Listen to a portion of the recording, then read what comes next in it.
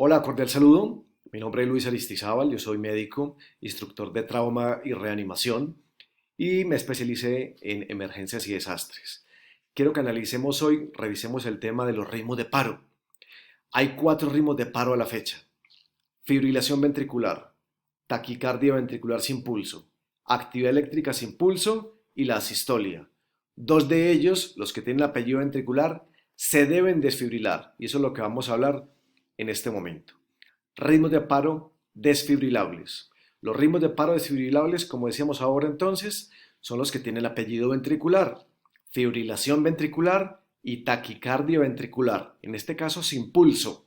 Y recordemos que puede ser monomorfa, que es mucho más frecuente, o polimorfa, que es mucho más raro, pero ahí está, sucede y mata pacientes.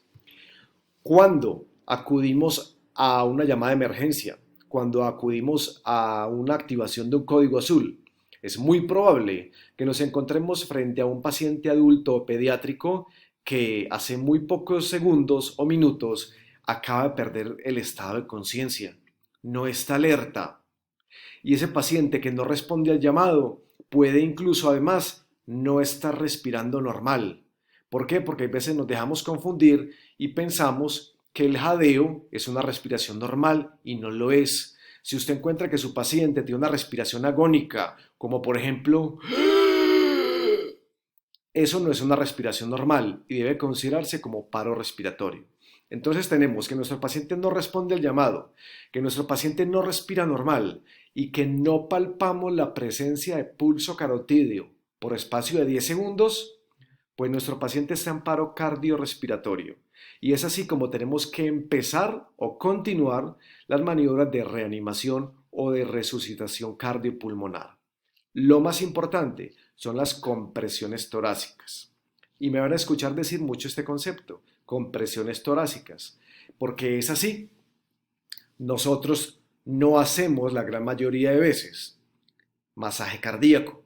El masaje cardíaco es cuando usted tuvo que pedir una sierra o un separador costal para introducir sus manos y dar masaje cardíaco, como por ejemplo trauma o como por ejemplo un paciente postquirúrgico. Pero la gran mayoría de veces lo que hacemos sobre la mitad inferior del esternón, que es este hueso que está acá en todo el centro de la caja torácica, son compresiones torácicas. Y esas compresiones torácicas tienen que ser de alta eficacia, de alta eficiencia, de alta calidad. ¿Cómo las logramos? Pues sabiéndolas hacer, habiéndolas practicado.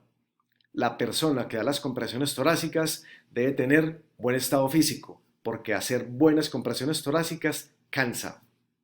Debe tener una persona que lo releve a los 2 minutos o antes si es necesario. Se debe colocar a nivel del paciente.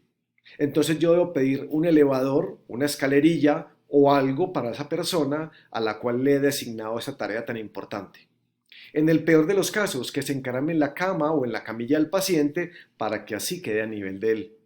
Otra característica, que no me doble los codos, porque al doblar los codos está impidiendo que el peso del cuerpo es el que va finalmente a hacer la presión sobre la mitad inferior del esternón.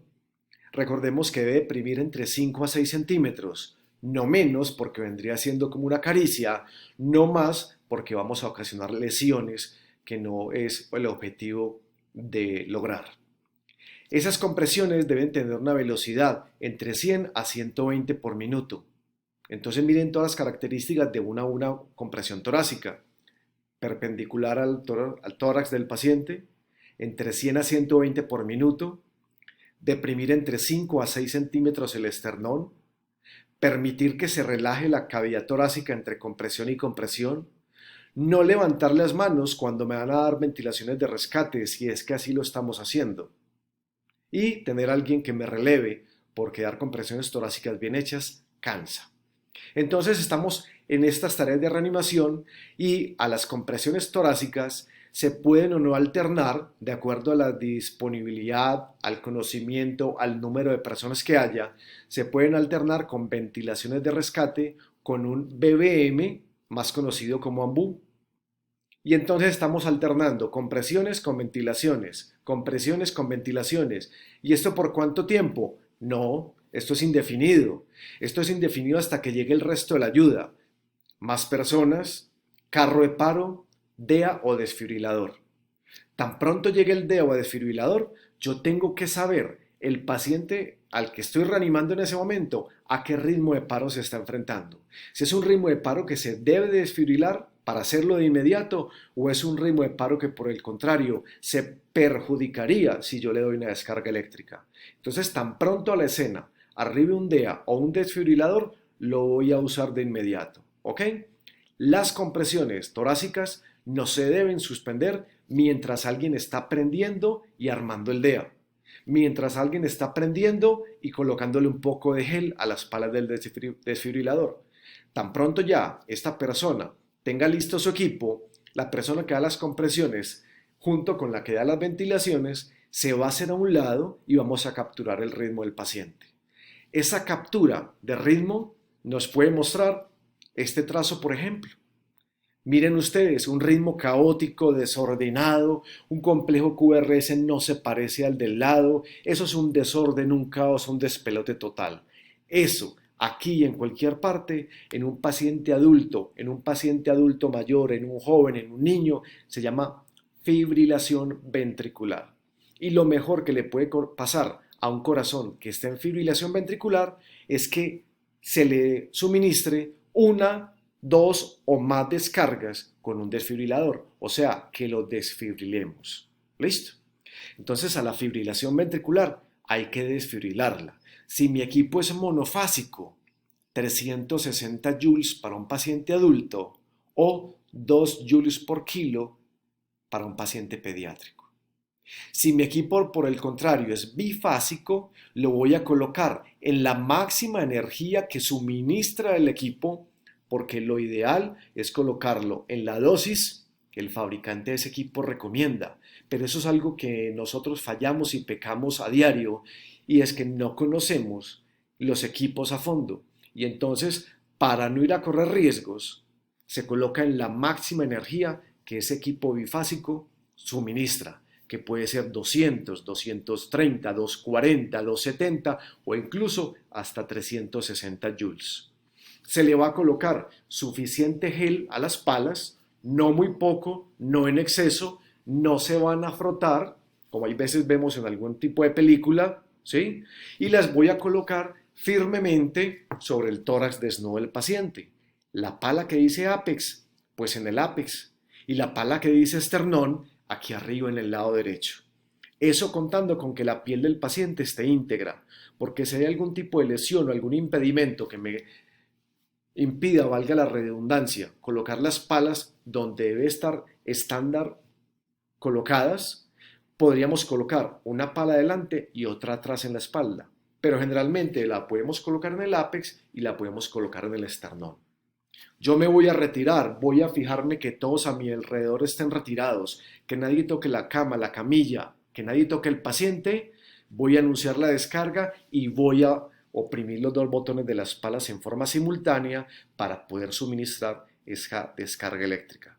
Inmediatamente suministrar la descarga, paletas a su sitio y siguen las compresiones torácicas. No me voy a detener a buscar pulso, a fijarme en el monitor, a ver cómo se siente el paciente. La gran mayoría de pacientes van a quedar después de esa descarga en un estado comatoso. Por lo tanto, siguen las compresiones torácicas. Si de pronto, porque hay veces pasa, después de esa primera descarga generalmente, el paciente se despierta y recobra su estado de conciencia, pues obviamente ya no es necesario ni el paciente se las va a dejar, no vamos a continuar las compresiones, pero vamos a acelerar todo el proceso para ver qué fue lo que lo llevó a ese estado de paro. Pero como decíamos ahora, casi todos quedan en estado de coma después de esa primera descarga, por lo tanto, siguen las compresiones. Y ahí me estoy pasando ya al ABCD secundario, en donde más adelante veremos que es todo lo que sigue a continuación. Este ritmo de paro se llama entonces fibrilación ventricular.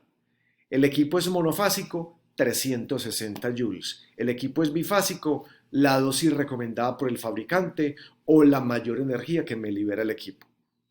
Si mis enfermeras o enfermeros ya me informan la presencia de una vena periférica canalizada, maravilloso. Vamos a pasarle un bolo de líquidos venosos, que puede ser solución salina en este caso, y vamos a empezar con medicamentos. ¿Y cuál es el medicamento que le sirve a los 4 ritmos de paro? Pues se llama adrenalina, ampollas de 1 centímetro por 1 miligramo. Paciente en paro, la gran mayoría de medicamentos se colocan en bolo. Se empuja con 20 centímetros de solución salina y se eleva la extremidad de 10 a 20 segundos. ¿Para qué? Para que ese centímetro, para que ese miligramo de adrenalina algún día llegue a la circulación central. ¿Listo? ¿Se puede repetir la dosis de adrenalina? La respuesta es sí, cada 3 a 5 minutos, pero no generemos duda en nuestro equipo de respuesta de código azul. Las órdenes deben ser claras, en asa cerrada y que no genere dudas. Entonces la instrucción que yo daría, por ejemplo, es: fulano, fulana, encárgate de la adrenalina y vas a colocar 1 miligramo venoso cada 3 minutos, vas a empujarlo con 20 de salino y vas a levantar la extremidad. ¿Qué entendiste? Si yo estoy seguro de que esa persona entendió, si yo estoy completamente seguro de cómo trabaja esa persona, me desentiendo, entre comillas, porque sé que lo va a hacer muy bien. Entonces la adrenalina no tiene una dosis máxima, es indefinida. Cada 3 minutos al paciente adulto le puedo colocar 1 miligramo intravenoso. Al paciente pediátrico le voy a colocar 0,01 miligramos y ahí en el paciente pediátrico, si voy a llevar esa ampolla de adrenalina, la voy a llevar hasta 10 centímetros de salino para colocarle 10% de lo que pesa el paciente. Ejemplo: paciente pesa 20 kilos, el 10% de 20 es 2. Entonces de esa dilución que lleve hasta 10, le voy a poner 2 centímetros. Y ya no empujo con 20 de salino, sino que empujo con 5 o 10 centímetros. Y ya elevo la extremidad del paciente para que llegue a la circulación central. Entonces la adrenalina le sirve a los 4 ritmos de paro. Estamos hablando de los 2 desfibrilables. Lo mejor que le puede pasar es que empecemos prontamente la RCP, que le demos descargas eléctricas, que lo desfibrilemos el número de veces que sea necesario y que empecemos con los medicamentos, en este caso los vasopresores. Si yo veo que esa fibrilación ventricular persiste en el tiempo, fue refractaria a las descargas y le estoy ya colocando adrenalina, como lo hemos mencionado, es el momento de colocar antiarrítmicos. Y los antiarrítmicos aceptados en reanimación son la amiodarona y la lidocaína, esta última sin epinefrina. La lidocaína es nivel de evidencia indeterminado. La amiodarona es nivel de evidencia 2B. Conclusión: voy a preferir la amiodarona para estas maniobras de reanimación. La amiodarona viene en ampollas de 150 miligramos. La dosis inicial son 2 ampollas, o sea 300 miligramos en bolo, empujo con 20 de salino y elevo la extremidad. A los 3 minutos se puede repetir la mitad, o sea 150 miligramos, es decir, una ampolla. Coloco una ampolla, la empujo con 20 de salino y elevo la extremidad. Otros 20 segundos y ya no le puedo colocar más dosis de amiodarona a mi paciente porque ya le puse la dosis aceptada intraparo, 300, 150. Entonces coloquémosle una infusión de amiodarona. No está aceptada la infusión de amiodarona intraparo. Si el paciente llegase a salir del paro y retorna a circulación espontánea, ahí sí, si el último ritmo de paro fue un ritmo desfibrilable, la recomendación nuestra es: colóquele una infusión de ese antiarrítmico que utilizó, porque lo menos que usted quiere en ese momento es que su paciente le vuelva a retornar a una fibrilación o a una taquicardia ventricular sin pulso. Eso no lo dicen las últimas guías, pero tampoco lo contraindican, entonces queda a criterio de ustedes. ¿Ok? La lidocaína se pone 1 a 1,5 miligramos por kilo, se pone en bolo porque el paciente está en paro y a los 5 o 10 minutos puedo repetir esa dosis, pero a la mitad. Entonces ya sería 0,5 a 0,75. Me da para repetir 2, máximo 3 bolos. Si yo empecé con amiodarona, continúo con amiodarona. Si yo empecé con lidocaína, continúo con lidocaína. La dosis máxima de la lidocaína son 3 miligramos por kilo. La dosis máxima de la amiodarona son 2,2 gramos al día. Espero que esto haya quedado claro, que reanimemos bien a nuestros pacientes para que mejoremos la supervivencia.